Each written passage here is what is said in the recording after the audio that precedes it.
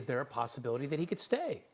I mean, as long as he's not gone, there would exist that possibility. I think it's a very remote possibility if it exists at all. I still believe that what happens here is the Cowboys move on from Jason Garrett and have a new head coach. I think what they're trying to figure out is how exactly to do that and present it. Okay, so our GM, Mike Tannenbaum, who is the right person to replace Garrett?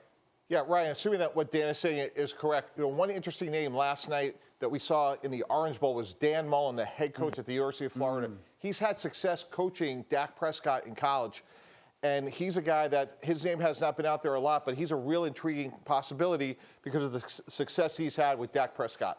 Okay, but anybody else you thinking of? Yeah, another veteran coach out there, Mike McCarthy. I think he really fits what the Dallas Cowboys need. Veteran presence, great demeanor. He could tolerate Jerry Jones in terms of dealing with Jerry. He brings in a really good offense, which is obviously they want to maximize the ability they have on that side of the ball. So I think if they go college, look for a guy like Dan Mullen. If they go the veteran route, I think Mike McCarthy makes a lot of sense. How does the Jerry Jones equation work with all of this? Because you want a guy coming in like an Urban or someone like that, a big name, but at the same time, you got Jerry Jones and you have to do things Jerry's way. Yeah, Ryan, that's a fair point. In the coaching ecosystem right now, the discussion is 31 owners don't talk after the game. Jerry Jones does. That's a factor. They'll get a really good coach because it's the head coach of the Dallas Cowboys. They may not get the best candidate because of that, however.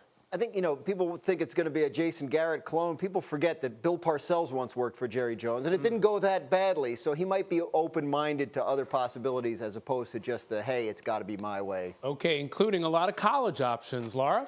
Yeah, let's react to that because it's interesting that you heard Mr. T mention Dan Mullen. I had heard Dan Mullen's name maybe a month or so ago, but I actually think he would listen. I think he might be one of the guys that would actually go there. We know about his relationship with Dak Prescott. I know he's happy at Florida, but what do you think about maybe Dan Mullen going to Dallas? I think Dan Mullen is the dark horse. He's kind of the name that nobody has discussed yet. Like, why Dan Mullen? Well, it does make a lot of sense when you think about Dak Prescott. Now, bear in mind, the Cowboys aren't committed to Dak Prescott either. So we can't go all in on Dan because we're going all in on Dak because Jerry has shown a lack of commitment to Dak Prescott himself. However, Dan Mullen, remember, he had Mississippi State.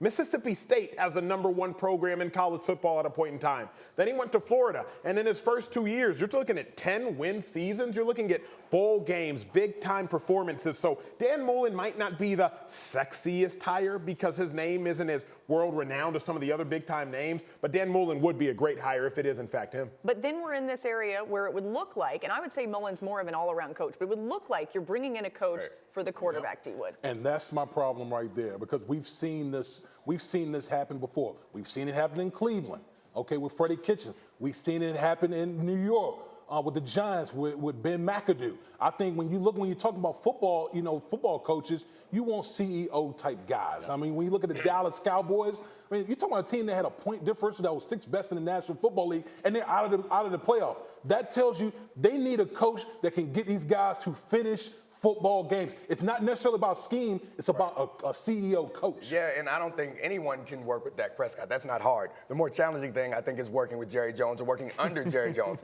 I think that sometimes we overplay how difficult that is, but it is a unique situation, and I do think that it could potentially scare off coaches who have other options, like big-name coaches don't necessarily want a guy who's going to be out there making all these comments and just impacting the team culture in a way that they can't control. What is that like? I mean, you're familiar with this Dallas Cowboys program. To deal with Jerry Jones, and how much of an impact do you think that has, where maybe an Urban Meyer or Lincoln Riley would look at that as well? We're just throwing names at the wall because we don't know what the Cowboys might do. I think it's like this. It's very similar to in a relationship. What you need, what you want, and what works best for you are not always the same thing. Yeah. I think we talked about it in the pre-show meeting, Neek. What the Cowboys need is someone like Urban Meyer, a proven winner, a guy who's gone 187-32, 3 national championships, 12-3, I believe, in his bowl record. But I think what would work best is a guy like Lincoln Riley. Because Lincoln Riley hasn't yet won the big one, his ego is probably a little bit lesser than Urban Meyer. So what the Cowboys need and what works best,